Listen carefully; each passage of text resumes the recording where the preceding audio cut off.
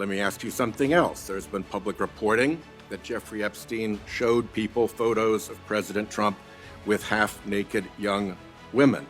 Do you know if the FBI found those photographs in their search of Jeffrey Epstein's safe or premises or otherwise? Have you seen any such thing?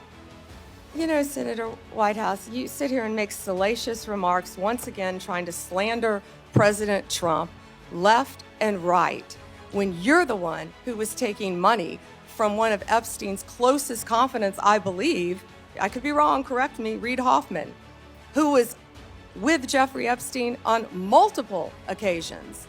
And the senator sitting right next to you tried to block the flight logs from being released.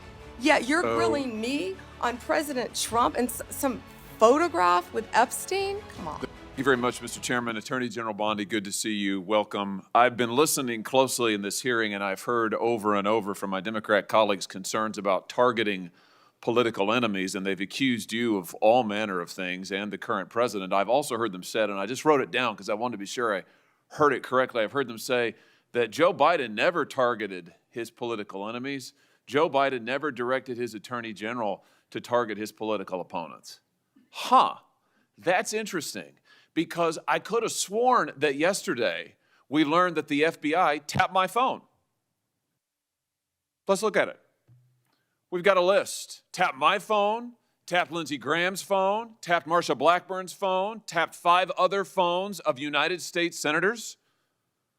Gee, it sure looks like targeting political opponents to me, and yet I haven't heard a word from that side of the dais about any concern whatsoever. We've got nothing but concerns today, but no concern at all for a Justice Department that is tapping the phones of sitting United States senators because who knows why.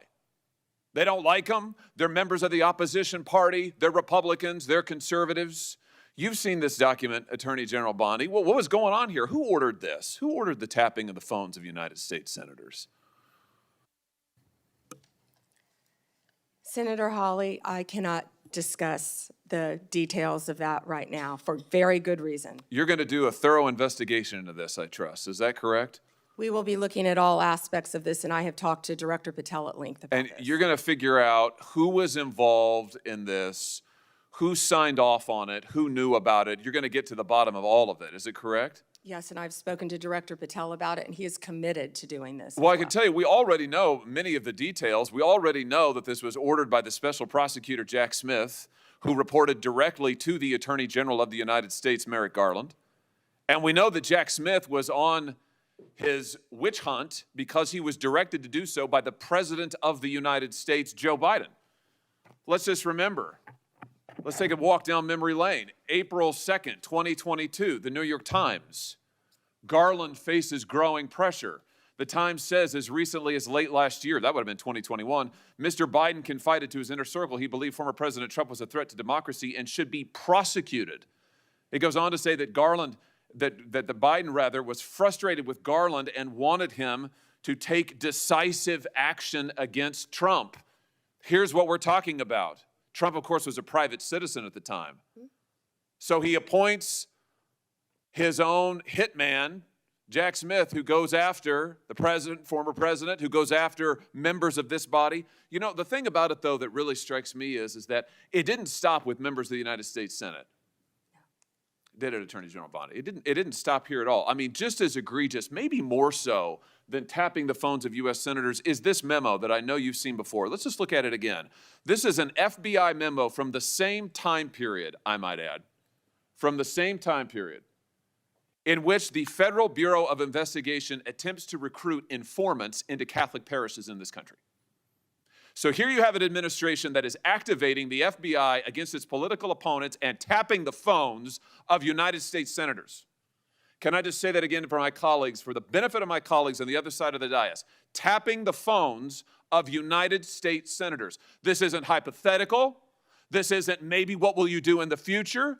This isn't, oh, gee, can you imagine a situation? This happened. This happened. And this happened, the targeting of Catholics in this country because Joe Biden and his FBI didn't like Catholics who went to a certain kind of mass. I mean, good God in heaven, what is happening to this country? What happened under Joe Biden? Or then how about this, the infamous school board memo, where Merrick Garland, at the direction of the White House, issued a memo activating the FBI's counterterrorism division against parents who attended school board meetings and had the temerity to ask what their kids were being taught. And some of those parents were treated like this. Let's just remember. Let's remember how parents were treated. Treated like this man. That's right. A parent at a school board meeting, I think in Virginia, who was drug out of the school board meeting. He's bloodied there, you can see it. And what was the response of Joe Biden's DOJ and FBI? It was to issue a memorandum saying that people like this ought to be investigated by the counterterrorism unit. And unbelievably, they were. They were. Or how about this? Let's remember Mark Houck and the pro-lifers who were prosecuted for what? For going to a clinic, an abortion clinic, and praying on a sidewalk outside the abortion clinic. This is Mark Houck and his beautiful family at Mass. This man, at the direction of Joe Biden's FBI, this man had an FBI SWAT team come to his door in the early morning hours with his beautiful children there, terrorizing them with weapons drawn. He was then arrested and prosecuted. And fortunately, a jury acquitted him. This is what was happening under Joe Biden. United States senators spied upon. Former presidents, the political opponents of the president at the time, targeted, prosecuted. Pro-lifers, targeted, prosecuted. Catholics, targeted, prosecuted. 92 conservative organizations put under surveillance, targeted for potential prosecution. Gee, I don't know. Would you call that an example of weaponization, Attorney General Bondi? Do you think that's a fair characterization? Senator Hawley, that is the ultimate weaponization, and weaponization under Donald Trump has ended. It has ended. Harmeet Dillon is running our civil rights unit, and she is doing an incredible job. No longer will parents be targeted. No longer will parents who care about whether their elementary school children have to read a transgender book be targeted and told they cannot have any say in their child's education. That has ended under this administration. People can worship freely, whether they're Catholics at synagogues or Muslims. Everyone can worship freely. That was the ultimate weaponization. They were targeting Catholics. No longer. They have been targeting so many American citizens throughout this country. And Senator Hawley, you have been a champion of this, and thank you for being a champion of that. But under Donald Trump's watch, it has ended. Thank you, Chairman Grassley and Ranking Member Durbin, and every member of this committee. I'm grateful for the opportunity to testify in front of you today. First, please join me in remembering, as you said, Chairman Grassley, all the Jewish people who lost their lives in the October 7th attacks 2 years ago today. Also, please let's pray for all the hostages and the families of all of those individuals. They are a critical reminder of our central mission here at the Department of Justice, protecting the safety and security of the American people. That is why, even when the government is otherwise shut down because of the Democrats, the department's law enforcement officers and prosecutors are hard at work fighting crime, keeping our streets safe, and protecting you from the threats, foreign and domestic. When I was confirmed as the 87th Attorney General of the United States, I took office with two main goals: to end the weaponization of justice and return the department to its core mission of fighting violent crime. As to ending the weaponization of justice, we learned that former FBI secretly investigated you and your colleagues. Why? They wanted to take President Trump off the playing field. They were playing politics with law enforcement powers and will go down as a historic betrayal of public trust. This is the kind of conduct that shatters the American people's faith in our law enforcement system. We will work to earn that back every single day. We are returning to our core mission of fighting real crime. While there is more work to do, I believe in 8 short months, we have made tremendous progress towards those ends. Our federal surges in Washington, D.C. and Memphis are a perfect example of how the Department of Justice should operate. We created strong partnerships with local leadership, working hand in hand with both cities to send resources where they were needed most. The results speak for themselves. We have made more than 3,800 arrests here in Washington while seizing more than 365 illegal guns. In Memphis, we have already made more than 300 arrests and close to 80 illegal guns in just a week. We are replicating that tough-on-crime approach throughout this country. Under the leadership of Director Kash Patel, the FBI is doing outstanding investigative work to keep American people safe. The FBI just conducted a months-long operation called Summer Heat, which resulted in over 8,600 arrests from June to September. More than 6,500 arrests fell under the FBI's violent crime and gang program. Under the leadership of Administrator Terry Cole, the DEA has seized 47.9 million fentanyl pills and 4,500 kilos of fentanyl powder. That represents 370 million deadly doses, 370 million.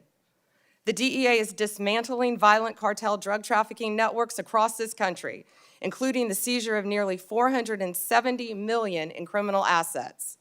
Under the leadership of Gadi Serralta, our U.S. Marshals have been the tip of the spear on federal surges and protecting judges and elected officials. Our Marshals have arrested more than 51,000 fugitives nationwide since January 20th. Under the leadership of Acting Director Dan Driscoll, ATF has taken more than 23,000 illegal guns off our streets. 3,400 of those guns have been linked to trafficking between the U.S. and Mexico. My attorneys have done incredible work advancing President Trump's agenda and protecting the executive branch from judicial overreach. We've been sued more than 400 times since January 20th. Judges have issued more than 90 temporary restraining orders against us, more than the previous several administrations combined. Despite the unprecedented degree of activism we've seen from the lower courts, we have never ignored a court order. And why would we? We have secured a historic 22 victories at the Supreme Court alone, with more to come. Our civil rights attorneys are fighting discrimination and anti-Semitism. Our criminal attorneys are prosecuting violent criminals and foreign terrorists every single day. I look forward to continuing this work at the Department of Justice, and I look forward to testifying before you today. Thanks, Mr. Chairman. Madam Attorney General, let me ask you this question. Were you consulted by the White House before they deployed National Guard troops to cities in the United States? I am not going to discuss any internal conversations with the White House. You won't even say whether you talked to the White House about this? I am not going to discuss any internal conversations with the White House with you, Ranking Member. I noticed that. What's the secret? Why do you want to keep this secret? The American people don't know the rationale behind the deployment of National Guard troops in my state. The word is, and I think it's been confirmed by the White House, they are going to transfer Texas National Guard units to the state of Illinois. What's the rationale for that? Yeah, Chairman, as you shut down the government, you voted to shut down the government, and you're sitting here, our law enforcement officers aren't being paid. They're out there working to protect you. I wish you loved Chicago as much as you hate President Trump. And currently, the National Guard are on the way to Chicago. If you're not going to protect your citizens, President Trump will. I've been on this committee for more than 20 years. That's the kind of testimony you expect from this administration. A simple question as to whether or not they had a legal rationale for deploying National Guard troops becomes grounds for a personal attack. I think it's a legitimate question. It's my responsibility. She refuses to answer as to whether she had any conversation with the White House about deploying national troops to my state. That's an indication, I'm afraid, where we are politically in this place.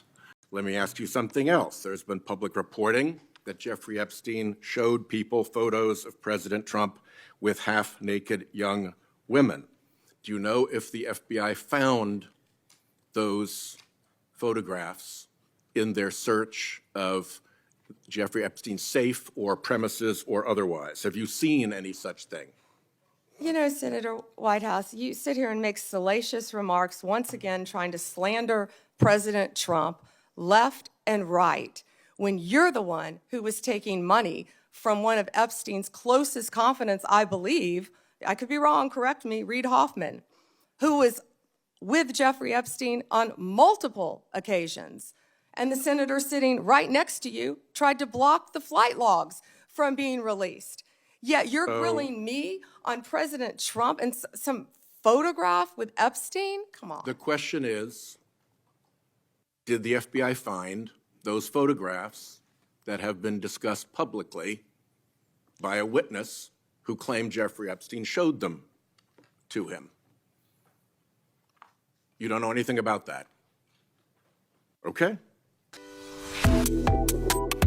Subscribe to One India and never miss an update.